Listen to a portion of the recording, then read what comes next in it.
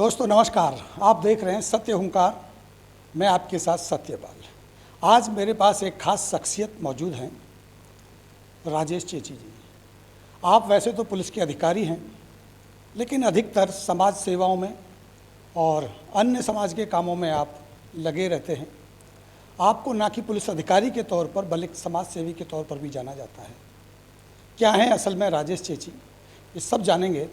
सबसे पहले स्वागत करते हैं राजेश जी, बहुत बहुत स्वागत है। बहुत बहुत शुक्रिया, बहुत धन्यवाद भाई साहब। और सबसे पहले तो होली की हार्दिक शुभकामनाएं। अभी होली बीती है हमारे चैनल। होली अब हो ली, तो बहुत धन्यवाद आपका जी। होली अब होली, हाँ, बहुत बढ़िया बात कही आपने। राजेश जी, आपके बारे में बड़ी चर्चाएं हैं समाज में। अगर आपका ट्रांसफ़र भी होने की बात हो जाती है तो एक अलग चर्चा का विषय बन जाता है। असल में आप पुलिस अधिकारी हैं या समाज सेवी हैं, ये जानना चाहेंगे सबसे पहले। असल में मेरा मानना है कि आप पुलिस अधिकारी हैं या कोई भी प्रोफेशन है, पहले तो आप समाज के एक हिस्सा हैं। उसके बाद आप अलग अलग प्रोफेशन हो गया, आप पत्रकार हो गए, मैं कोई बिजनेसमैन हो गया, मैं पुलिसमैन हो गया। तो पहले तो आप सामाजिक व्यक्ति होना ज़रूरी है, और सामाजिक होने से भी पहले व्यक्ति होना ज़रूरी है, ह्यूमन बीइंग होना ज़रूरी है। तो हमारे अंदर, इंसान के अंदर इंसानियत, ह्यूमन के अंदर ह्यूमैनिटी तो कम से कम हो, तो वो मैं समझता हूँ कि पहले तो वो ज़रूरी है जी। ये जो प्रेरणा आपको आती है, और सच्चाई में जो आप कह रहे हैं बिल्कुल बात सही है, ऐसा होना चाहिए। लेकिन अधिकतर पुलिस अधिकारियों के प्रति उनके विचार ऐसे नहीं होते, या समाज की धारणा उनकी ऐसी नहीं बन पाती है। क्या देखते हैं दोनों? मैं बताता हूँ साहब, देखो, जो मैं समझता हूँ वो ये कि एक ना, जैसा आप खाना खाओगे वैसा आपका शरीर हो जाएगा, और जैसे आप विचार, जैसा आप साहित्य पढ़ोगे, जिस तरह के लोगों के आसपास रहोगे, किसी की आदमी की जन्म कुंडली देख के जो भविष्य बताया जा सकता है ना, मैं कहता हूँ वो पिछले 2 महीने या 6 महीने बता दे, मैं किस किस के साथ बैठता है, किससे मिलता है, क्या पढ़ता है, क्या सुनता है, तो उसकी जन्म कुंडली मैं बता दूंगा वो 5 साल बाद क्या करेगा पंगा। तो वो डिपेंड करता है, भगवान की मर्जी रहती है वैसे तो, कि ईश्वर ने जैसे जैसे बनाया है समीकरण आपका, और आपका ओरा वैसा ही हो जाएगा। फिर आप देखोगे कभी भी 2 कबूतर, 2 चिड़िया, 2 तोते उड़ते हुए नहीं मिलेंगे। कबूतर कबूतर एक साथ मिलेंगे, तोते तोते एक साथ, तो वो एक रंग के पक्षी एक साथ उड़ते हैं। तो उसी तरीके से आपके जैसे भी आपका ओरा होगा, जैसे आपके विचार होंगे, वैसे लोग आपके आसपास आएंगे, तो फिर वो आप उसी चीज़ में फिर मैच्योर होते चले जाओगे। तो मैं समझता हूँ कि ये आप जैसे लोगों का संपर्क जो रहता है, उनसे कुछ ज्ञान मिलता है, तो उससे मैं भी कोशिश करता हूँ कुछ करने की। आप ये कहना चाह रहे हैं, इसका विपरीत भी हम देख सकते हैं कि जैसे लोगों में आप रह रहे हैं वैसा ही आपका चरित्र होगा। आप ये भी कह रहे हैं चरित्र के हिसाब से हमारा ऑरा बना, और ऑरे के हिसाब से हमारे चरित्र का पता चल जाता है, ऐसा करें। एग्जैक्टली वही बात है। मैं तो अब जो मेरे कोलीग्स हैं, जिनके बच्चे अभी छोटे, मेरे तो बड़े हो गए, तो मैं उनसे कहता हूँ कि भाई वो संगति के पर ध्यान दो। पढ़ाई लिखाई कम करता है, ज़्यादा करता है, नंबर कम लेता है, ज़्यादा लेता है, वो ज़्यादा इंपॉर्टेंट नहीं है। ज़्यादा इंपॉर्टेंट है कि वो संगति कैसी है, किसके साथ रहता है। तो अगर वो गलत संगति में चला गया तो चाहे वो 100% नंबर ले ले, वो चला जाएगा, वो तो निकल जाएगा बाहर। नंबरों की बात आप कर रहे हैं, पढ़ाई लिखाई की बात आपने कही है, तो आपके बारे में कहा जाता है कि आपके साथ ज़्यादा नंबर नहीं आते थे, आप ज़्यादा पढ़ाई लिखाई में ज़्यादा अच्छे नहीं थे, लेकिन आप एक अच्छे पायदान पे आज बैठे हैं। बिल्कुल, इसमें कोई डाउट नहीं है। मैं पढ़ाई लिखाई में ऐसा ही था। 11वीं क्लास में, यानी प्रेप होती थी उस समय, 11th 12th नहीं होती, तो मेडिकल में मैं फेल भी हो गया था।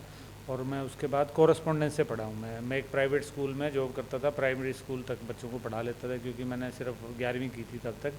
और फिर मैंने राजस्थान से यूनिवर्सिटी से कोरस्पोंडेंस से BA किया, पर फिर मैंने MA रेगुलर किया रोहतक MD यूनिवर्सिटी में रह के, हॉस्टल में रह के। उस दौरान मैं ट्यूशन्स और उस बच्चे को पढ़ा देता था बढ़िया। और अच्छी बात है कि मेरी क्वालिफ़िकेशन कम होती थी, पर जो नारनौल में मैं जैसे पला बड़ा हूँ, जो शहर के जो खूब पढ़े लिखे लोग, डॉक्टर्स, लेक्चरर्स, उनके बच्चों को मैं पढ़ाता था। तो नंबर आना कोई बहुत बड़ा क्राइटेरिया नहीं है। और MD यूनिवर्सिटी रोहतक के हॉस्टल में रहते हुए मैंने तैयारी की, और मैंने दिल्ली पुलिस का सब इंस्पेक्टर का टेस्ट क्लियर किया, CPO का सब इंस्पेक्टर किया, हरियाणा एक्साइज इंस्पेक्टर का क्लियर किया, और हरियाणा का पुलिस का ASI का टेस्ट क्लियर किया। तो इसका मतलब आप अगर तैयारी करोगे तो नंबर कोई ज़्यादा मैटर नहीं करते, उसके बाद आप मेहनत करोगे तो हो जाता है। यानी आप ये भी कहना चाहते हैं, अगर कुछ बच्चे ऐसे हैं जो किसी कारण से पढ़ नहीं पाए हैं, तो सफलता की रुकावट नहीं है।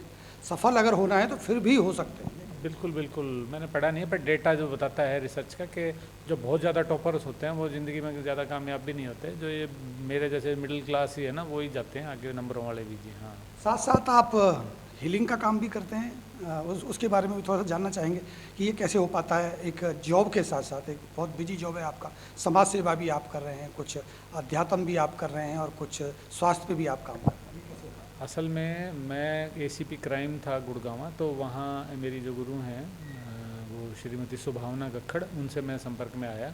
वो हीलिंग करती हैं, प्रोफेशनल हीलर हैं वो तो बाकायदा, और बहुत स्पिरिचुअल एक सोल हैं। तो उनसे दीक्षा ली मैंने भी, और एक साधना होती है सुबह ब्रह्म मुहूर्त में करने की 4 बजे, वो मैंने की शुरू। तो वो मेरे को भी ईश्वर का आशीर्वाद हो गया।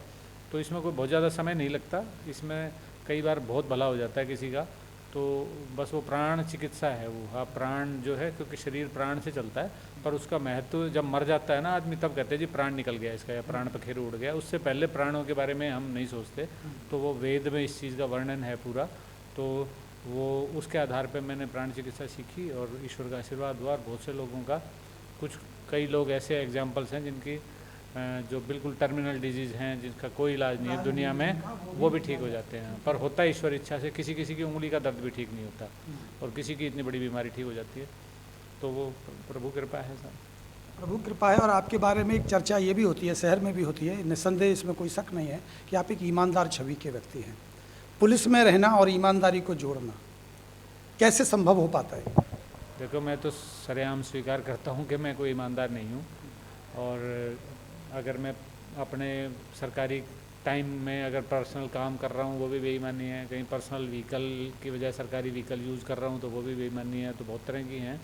ईमानदार तो सब बहुत बड़ा लेवल है। तो ईमानदारी की परिभाषा अलग है आप उसकी। हाँ, लेकिन जो अमूमन देखा जाता है पुलिस को लेके कि बड़े, और वो भी क्राइम के मामले में तो ज़्यादा, लेन देन का मामला बहुत ज़्यादा। डिपेंड करता है। मैं कहता हूँ कि साहब, आपने जैसे बचपन से अगर आपके संस्कार इस तरह के मिले हैं ना आपको, आप दयावान बन गए। वो हालांकि आप पिछले जन्म से लेके आते हैं अपना बैलेंस बना के कुछ ना कुछ, आपके अंदर सिर्फ दया भावना आ गई ना, तो आप कुछ गड़बड़ करोगे नहीं। फिर आप, अगर मेरे में दया है तो मैं सामने वाले को सोचूंगा कि इसकी जेब में 10 रुपये हैं और मैं ले लूँगा तो ये क्या करेगा उसमें, बस।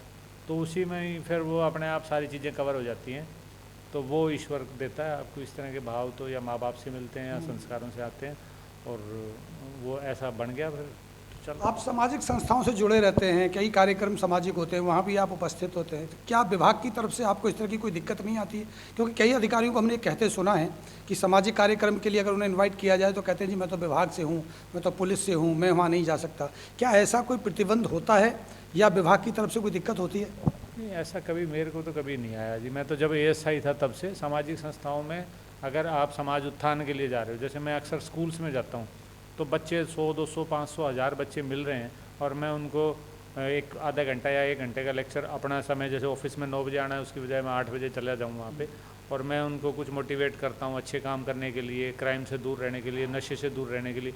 तो अल्टीमेटली मैं काम तो पुलिस का ही कर रहा हूँ, क्योंकि डिटेक्शन और क्राइम होने के बाद प्रिवेंशन करवाना, उसकी बजाय आप अगर पहले ही समाज में बच्चों को, अगर 500 बच्चों को समझा रहे हैं, 5 बच्चे भी उसमें से समझ जाएं, तो वही जीवन सफल है फिर तो वो संभव है। सीएम फ्लाइंग का नाम तब से सुना जाने लगा फरीदाबाद में जब से एसीपी राजेश चेची आए, या इससे पहले भी था, या ये बनाया ही बाद में गया?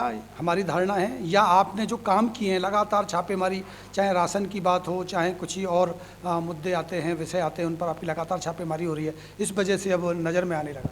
नहीं, ऐसा नहीं है। इसका श्रेय सारा जाएगा हमारे सीआईडी चीफ साहब को, क्योंकि सीएम फ्लाइंग है तो बहुत सालों से, पर उन्होंने जब से चार्ज संभाला है सीआईडी का, तब से वो एक्शन में रहते हैं, खुद बहुत मेहनत करते हैं, रात को 1-2 बजे तक जागते हैं रात को वो।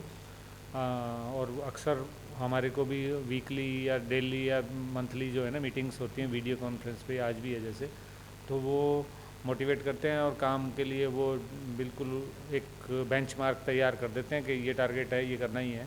तो फिर उतना ही काम कर रहे हैं जी, ज़्यादा तो नहीं कर पा रहे। एक और व्यक्तिगत सवाल आपसे लेंगे। आपके बारे में अगर चर्चा हुई थी जब आपने बेटी की शादी करी, तो आपने दोस्तों को बोल दिया था कि आप लिफाफे लेके मत आना, लोग फिर भी लिफाफे लेके आ गए।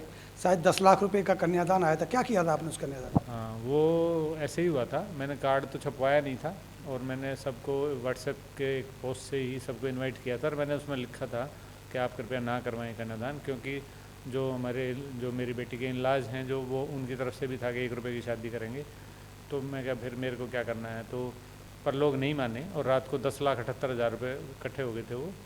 तो वो हमने बेटी के हाथ से ही, फिर वो प्रयास एक संस्था है बल्लभगढ़ में, जो गरीब बच्चों को, विडोज़ को, उनको वो पढ़ाते हैं, कुछ रोज़गार के साधन सिखाते हैं उनको असल में, तो वहाँ पे वो डोनेट कर दिया था रात को ही। हालांकि 2 दिन बाद वो उन्होंने कहा जी हम 2,000 से ज़्यादा कैश नहीं ले सकते, फिर वो बेटी के अकाउंट में जमा करवाया, फिर उससे चेक दिया गया था, फिर वो पैसा उनके खाते में चला गया। आपने महादान में बदल दिया। वो लोगों का था जी, तेरा तुझको अर्पण क्या लागे मेरा, वो लोगों का माल था, वो उन्हीं के खाते में ही जाएगा, वो तो मेरे को तो कुछ मिलना नहीं का। और आप कविता में भी बड़ा विश्वास रखते हैं, गायकी में भी बड़ा इंटरेस्ट रहता है आपका। एक बहुत बेहतरीन कविता थी, आपने भेजी थी हमको, एक बार सुना दें हमारे दर्शकों को। हाँ, उसमें वो तो पढ़ के बोल रहा था मैं, पर शुरू की एक लाइन जो है वो, अभी तो खेलने को फाग बहुत बाकी हैं, अभी हुआ क्या है, अभी तो कुछ भी नहीं, अभी कुछ और करो, अभी कुछ और करो। ये था। बहुत बहुत धन्यवाद आपका एसीपी राजेश जी। और मैं क्या कहूँ आपको, समाज सेवी कहूँ, पुलिस अफसर कहूँ, या गायक कहूँ, या आध्यात्मिक व्यक्ति कहूँ, आप सर्वश्रेष्ठ हैं। आपकी तरक्की आगे बढ़ती रहे, हमारी शुभकामनाएं हैं, और हमारे दर्शक भी। तो ये थे राजेश चेची जी, जो एक विशेष व्यक्ति और फरीदाबाद में लंबे समय से कार्यरत भी हैं, लगातार समाज सेवी भी रहे और पुलिस प्रशासन के पुलिस विभाग के कार्यक्रमों में लिप्त रहते हैं। और हमारी नज़र बनी रहेगी ऐसी ही खबरों के लिए। आप जुड़े रहिए हमारे साथ और देखते रहिए सत्य हुंकार। अभी लेते हैं इजाज़त। नमस्कार, बहुत बहुत धन्यवाद।